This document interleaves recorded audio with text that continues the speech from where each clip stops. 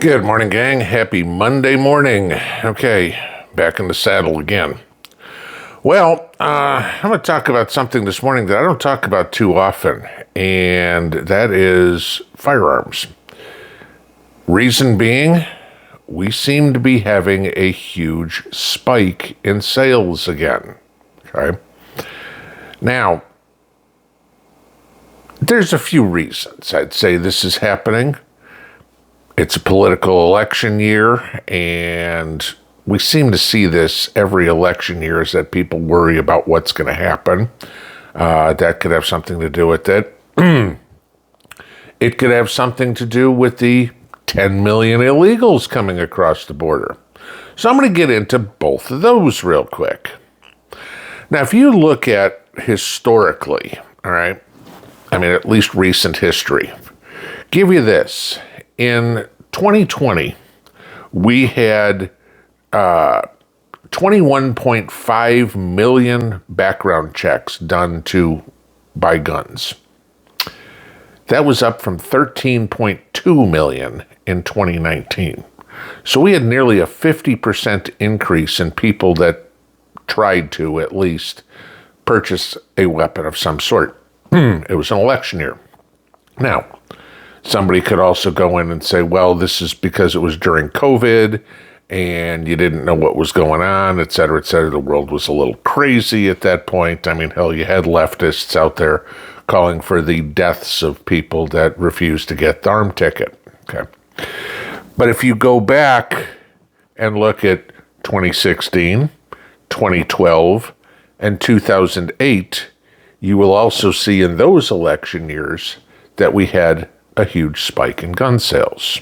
Okay. Now, the second thing is you have the illegal immigration. And this is where it gets really interesting. You know what area is in the country is seeing the largest spike in gun sales? Get this. Southern California. Remember, where it's practically impossible to buy a gun, the people in Southern California are trying to buy more than anybody else. Think about that for a second. Why? Okay. Well, it could be that they have a massive influx of illegals. With everything that Texas and Arizona are doing to keep the illegals out, California has become the number one place for illegals to try to cross. Okay. Most of the illegals coming into California are Chilean, Chinese, or Somalian. Okay. Don't ask me what the correlation between what country they're coming from and why. I mean, if you can figure out some way to take Chile, Somalia, and China and put them all in the same category, please enlighten me. Okay, I mean, that seems weird. But so the people down in California, supposedly, are running into the issues where, like we've heard in other places, we call the cops and they don't come. Okay? And the home break-ins, the burglaries, the carjackings are skyrocketing in Southern California. A lot of them by Chilean gangs who are robbing, stealing, doing whatever they can. Okay. And people are like, if the cops ain't coming, I got to protect myself. Now, the other part that you have the problem with is even if the cops do come, California has tied their hands completely and said you can't do anything to the illegals, even though the fact they're participating in a criminal act. Oh, you just carjacked somebody. You're a Chilean national? Huh. Have a nice day, sir. And and by the way, there's an extra pack of tissues in the glove box. Okay. I mean, no, it's not getting that ridiculous where they're letting them go, but they can't turn them over to ICE to get them deported or anything like that. Yeah, they arrest them, and then the courts are so overwhelmed with all this stuff right now that they're just released on ROR, and they never show up to court. They're not going to immigration court. Do you actually think they're going to criminal court? Okay. So people are buying guns. And the funny part is, it's blacks, whites, Asians, Hispanics, conservatives, liberals, independents, everybody. Okay. You know, you get to just where this is leading. I mean, how bad this is going to get. An armed society is a polite society. I will give you that. But you need to amend that quote a little bit. An armed society who's trained is a polite society. You get a bunch of people out there who have spent no time at the range, who don't know the front end from the back end of a gun using a weapon, and we're going to have a lot more problems. We're going to have stories that, of course, are going to be blown out of proportion of, oh, gee, little Joey was shot in his house by his mom, you know. And all the deal was mom didn't know how to put the safety on the gun, or mom was playing with the gun in the house, not realizing that it's loaded. There's a lot of reasons. You know, mom walked around the house with the gun in her hand and mistakenly pointed it at little Bobby when she pulled the trigger, you know, not realizing it. Those are the things and of course that will lead to Potato Joe and the cast of clowns that follow him screaming gun control, gun control, gun control. Well, we have a problem. Democrats, if you want gun control, start enforcing the laws and putting the police out there so those people that are afraid for their lives and untrained using a gun don't want to buy one because somebody else will do the dirty work for them. But if we have no choice but to do the dirty work for ourselves, you know, speaking again here as the first-time gun owner who's never been on a range, if we don't have any confidence that anybody's going to come help us, we got to do it ourselves, right? You know, it's interesting when the people in the suburbs, the people in the cities are now the ones buying more guns. People in the country, rural areas, okay, historically, they are your biggest gun owners. Why? I don't know. Because there are threats in the country that there aren't necessarily in the city. You know, not a whole lot of bears running around Knoxville. They're running around here, okay? Or I don't care where you are, if you've got coyotes or wolves or whatever, some reason that you might need to protect yourself there. A lot of people in the country go out deer hunting. Not a whole lot of city dwellers go deer hunting. Maybe they do, they go to the country, okay? Because you're not shooting Bambi down 5th and Main, okay? But when the people in the city and the suburbs are now starting to purchase weapons, that tells you why. They're not doing it because they want to go hunting or something or protect themselves from nature. They want to protect themselves, okay? Crime is a problem. And like I said, with understaffed and underfunded police departments, you got to take care of it yourself. There's an interesting quote in this article that I read, and I'll just read it to you. It says, more and more people prepare for bad times ahead. The word prepper, once used to describe the paranoid few, we all know that, okay, has almost become cliche because so many people are getting prepared for worst-case scenarios. It's a weird term now because if you're not a prepper, you're kind of stupid. This is a quote from a cop, okay? Just giving you this. When the cops are saying, you know what? You might want to prepare and buy a gun to protect yourself. because we ain't coming.